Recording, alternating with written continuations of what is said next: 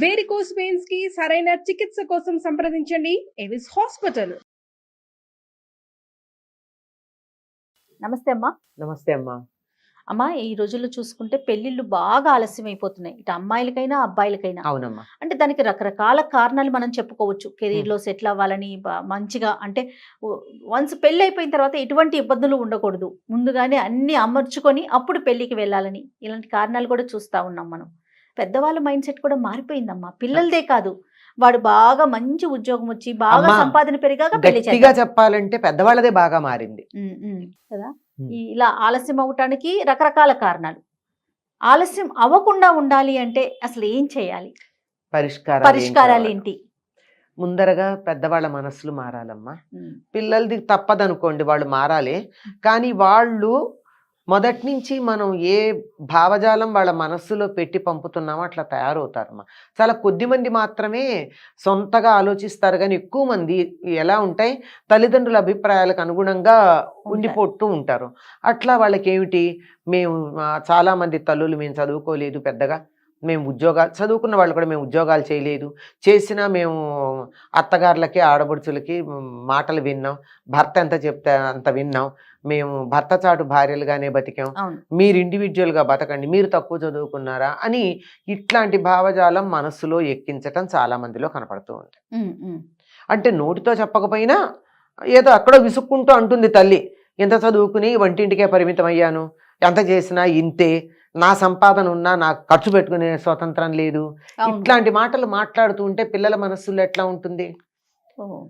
పడిపోతుంది చిన్నతనం నుంచి విని విని.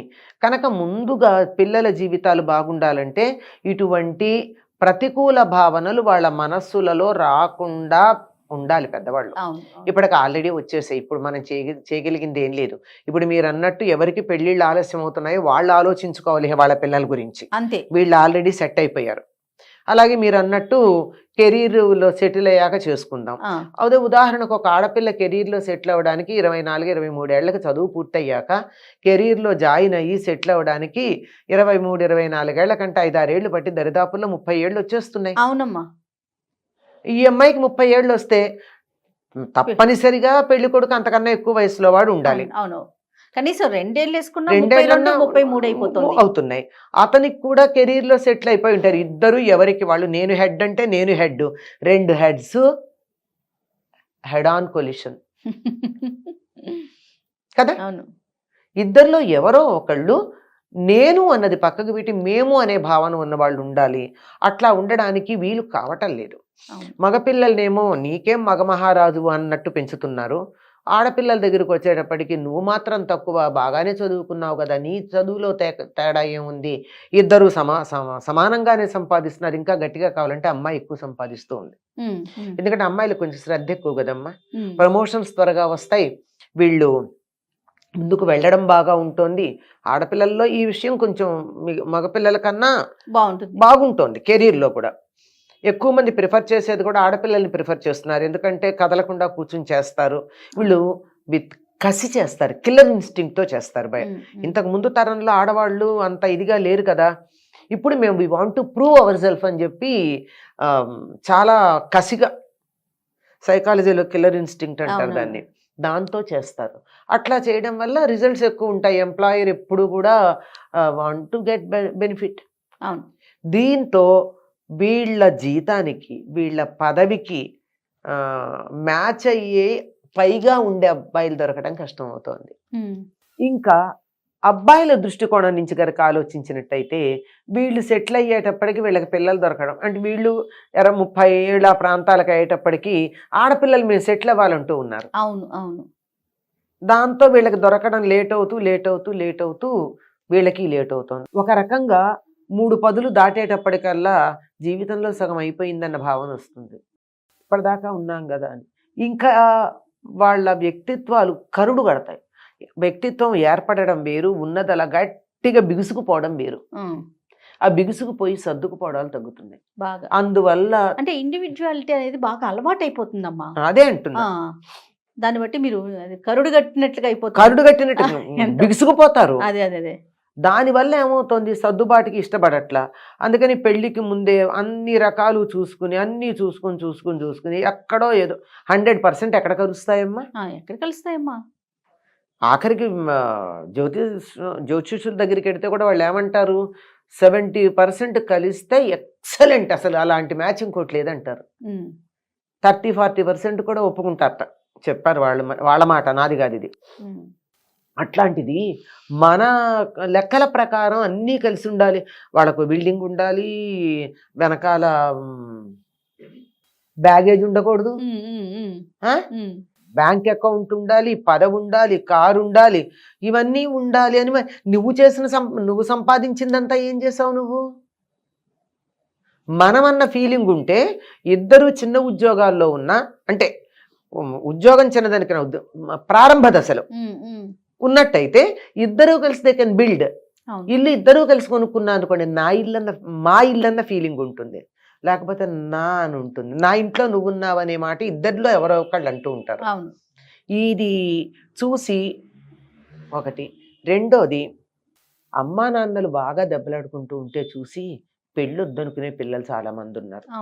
పెళ్ళి అన్నది ఒక తంట, 100 ఏళ్ల తంట, అది 100 ఏళ్ల పంట కాదు అని మానేసిన వాళ్ళు నాకు తెలుసు. అది కాక కొంచెం ఇబ్బందిగా ఉంటుంది, కానీ చెప్పక తప్పదు. నాకు 4-5 అమ్మాయిలు చెప్పినటువంటి మాట ఏమిటంటే, ఎందుకమ్మా ఆలస్యం అంటే, అమ్మా మనం ముందు పరీక్ష చేయలేము, కానీ అయిన తర్వాత మాకు తెలిసిన చాలా మందికి బాయ్స్ ఆర్ ఇంపార్టెంట్, విడాకులు తీసుకోవాల్సి వస్తుంది, ముందు పరీక్ష చేయడం అన్నది మర్యాదగా ఉండదు, అందువల్ల ఎందుకు వచ్చిన రిస్క్ లైఫ్లో అన్నారు. చాలా బాధ అనిపించింది. మీరు గమనించినట్టయితే హ్యాపీగా విడాకులు తీసుకుని సెకండ్ మ్యారేజ్ చేసుకున్న అమ్మాయిలు చాలా మంది కనపడుతున్నారు ఈ మధ్య. పెళ్ళైన నెల రోజుల్లోనూ, నెల 15 రోజుల్లోనూ. ఇవన్నీ కూడా అదే కారణం. ఆంతరంగా కనుక్కుంటే తెలిసినటువంటిది. దీనికి వేరే కారణం ఉంది. ఎందుకు ఇట్లా వచ్చిందంటే, మనం తినే ఫుడ్స్, ఈస్ట్రోజన్ ఎక్స్ట్రా ఉన్నటువంటి ఫుడ్స్, అవన్నీ వాటన్నిటి కారణాలుగా. అది రీసెర్చ్ రిజల్ట్సే చెప్తున్నాయి, కానీ మనం we are not able to stop that. పిల్లలు ఇంత లావున ఉండాలి పిల్లలు అని చెప్పి, బాగా తల్లి మొయ్యలేనంత లావుగా ఉండాలని చెప్పి వాళ్ళకి ఆ రకాల అవన్నీ పెట్టేసి వాళ్ళు ఈస్ట్రోజన్ లెవెల్స్ పెరిగిపోయి అదొక సమస్య. ఈ సమస్య వల్ల ఆడపిల్లలు హెసిటేట్ చేస్తున్నారు. మగపిల్లలు కూడా కొంతమంది తమ గురించి తమకి తెలిసి హెసిటేట్ చేసేవాళ్ళు ఉన్నారు. ఇలాంటివి లోతుగా పెడితే కొన్ని వందల కారణాలు ఉన్నాయమ్మా. ఏవీ లేకుండా అన్నీ నార్మల్గా ఉండి పెళ్లి చేసుకోవడానికి ఇష్టపడినటువంటి సందర్భాల్లో తల్లిదండ్రులు గొంతెమ్మ కోరికలు కోరుకుంటున్నారు. అమ్మాయి అందంగా ఉండాలి, డబ్బు సంపాదించాలి, మంచి ఉద్యోగం ఉండాలి, కానీ ఇంట్లో అత్తగారిని మామగారికి అన్నీ అడుగులకు మడుగులు వస్తాయి. వీలుని బట్టి చేస్తారు, అంతే కదా. పూర్తిగా చెయ్యాలి, పూర్వకాల పద్ధతిలో చెయ్యాలి, మడిగట్టుకుని వంట చేయాలి, తెల్లారుజామున భర్త లేచేటప్పటికి అమ్మాయి వంట చేసి స్నానం చేసి అన్నీ సిద్ధంగా పెట్టాలి. ఇట్లాంటివంటే ఎట్లా కుదురుతాయి? ఈ రోజుల్లో కుదరవు. కనుక అటు అమ్మాయి తల్లిదండ్రులు, అబ్బాయి తల్లిదండ్రులు కూడా కాంప్రమైజ్ అవ్వాలి. వాళ్ళు కాంప్రమైజ్ అవ్వకుండా సంబంధాలు పోయినటువంటి నాకు బోలుడు తెలుసు. అవునమ్మా. చిన్న చిన్న విషయాలు ఇక్కడ పిల్లలు కాదు, పెద్దవాళ్ళ కాంప్రమైజ్ లేకపోవడం వల్ల. కనుక ఇన్ని కారణాల్లో మనకి నిజంగా అమ్మాయికో అబ్బాయికో పెళ్లి చేయాలనే ఉద్దేశం తల్లిదండ్రులకు ఉంటే వెంటనే వీటన్నింటినీ పక్కకు పెట్టి పెళ్లి ప్రధానం అనుకున్నప్పుడు పెళ్లిళ్ళు అవుతాయి. అంతే, సార్ట్అవుట్ చేసుకోవాలి. అన్నీ కుదిరితే జాతకాల్లో కూడా తేడాలు ఉంటే దానికి పరిష్కారాలు కూడా ఉన్నాయని శాస్త్రాలు చెప్తున్నాయి. అవి కూడా చేసుకోవచ్చు. ప్రతి దానికి పరిష్కారం ఉందట, ప్రతి దానికి ఉంది. అంటే చాలా పాపులర్ గా ఉండేవి కొన్ని చెప్తాను. ఏదో మూలా నక్షత్రం ఏదో ఉంటే అత్తగారికి ఏదో చెప్తారు, అత్తగారి లేని సంబంధం చూడండి పీడాపోయే. అంతే కదా, ఎంత సింపుల్, అంతే కదా. అవును, అంటే ఇట్లా అనేక మార్గాలు ఉన్నాయి. If at all you have an intention. అన్నీ ఉండి ఇంత కాంప్రమైజ్ అవుదాం అనుకున్నా ఏదో కారణంగా కుదరట్లేదు, అది కూడా ఉన్నాయి కొన్ని. అట్లాంటప్పుడు మంచి అనుకూలమైన సంబంధం రావాలి అంటే ఆడపిల్లలు నిజంగా పెళ్లి చేసుకుందాం అని కోరుకుంటే తులసికోట దగ్గర కూర్చుని రుక్మిణీ కళ్యాణం 40 రోజులు చదివితే 40 రోజుల లోపల 100కి 100 పాళ్ళు మంచి సంబంధం వస్తుంది. ఇందులో అనుమానం లేదు. చాలా మంది కంటే చాలా మందికి చెబితే చేసి జరిగింది అని అనుభవపూర్వకంగా చెప్పారు. ఓహో. ఇది నేను శాస్త్రం గురించి మాట్లాడటల్లా, అనుభవం ప్రకారం చెప్పింది. అమ్మాయి కూర్చుని 40 ఎంతసేపు రోజులు. పడుతుందమ్మా, తెలుగు చదివినా చాలు. పోతనామాచ్యుల వారు మహర్షి, ఆయన తెలుగులో రాసిన చదివినా సరిపోతుంది, సంస్కృతం ఎక్కర్లా. హాయిగా 25-30 నిమిషాలు పడుతుందేమో, మొదట్లో కొంచెం ఎక్కువ పడుతుంది, తర్వాత కొంచెం తక్కువ అలవాటు పడుతుంది. పడతాం కదా. మధ్యలో ఇబ్బంది వస్తే ఆ 4 రోజులు వదిలేసి మొత్తం 40 రోజులు చేస్తే సరిపోతుంది. అక్కడ కూర్చుని చదివి ఒక అరటి పండో, ఓ ద్రాక్ష పండో, బెల్లం ముక్కో నైవేద్యం పెట్టి చేసినట్టయితే అనుకూలమైనటువంటి సంబంధం దొరుకుతుంది అమ్మాయికి. అమ్మాయికి. అబ్బాయిలకి అబ్బాయిలకి అయినట్టయితే సౌందర్యలహరిలో ఒక శ్లోకం చెప్తారమ్మా. నరం వర్షీయాంసం నర్మ సుజడం నయన విరసం అని ఒక శ్లోకం ఉంది. 9ో 8ో సంఖ్య గుర్తులేదు నాకు. ఆ శ్లోకం అది కూడా శ్రద్ధగా భక్తిగా 40 రోజులు చదివితే అబ్బాయిలకి వివాహం అవుతుంది అంటారు. ఇది నాకు అనుభవపూర్వకంగా ఎవరు చెప్పలా అయిందని. అవుతుందని చెప్పడం అయితే ఉంది శాస్త్ర, అది కూడా చాలా పెద్దలు చెప్పినటువంటి మాట. ఇదైతే అనుభవంలో కొన్ని 100 మంది మాకు అయిందని చెప్పినటువంటి వాళ్ళు ఈ శ్లోకం. కనుక మనం ముందు 2 పద్ధతులు, మొదటిది మన భేషజాలు పక్కకు పెట్టి, అహంకారాలు పక్కకు పెట్టి, తల్లిదండ్రులు పిల్లలు కూడా పెళ్లి చేసుకోవాలి అనే పిల్లలు, పెళ్లి చేయాలని తల్లిదండ్రులు గట్టిగా అనుకుని ప్రయత్నం చేయడం మొదటి మాట. అమ్మా. రెండోది అయితే కూడా పనిచేయలేదు, ఏదన్నా వేరే దోషం ఉందేమో రకాలైనటువంటి అనుకుని, మానవాతీతమైన శక్తి లాంటిది ఏదైనా అడ్డంగా ఉందంటే ఈ 2 చేస్తే అవుతాయి అని చెప్పి చెప్తారమ్మా పెద్దలు.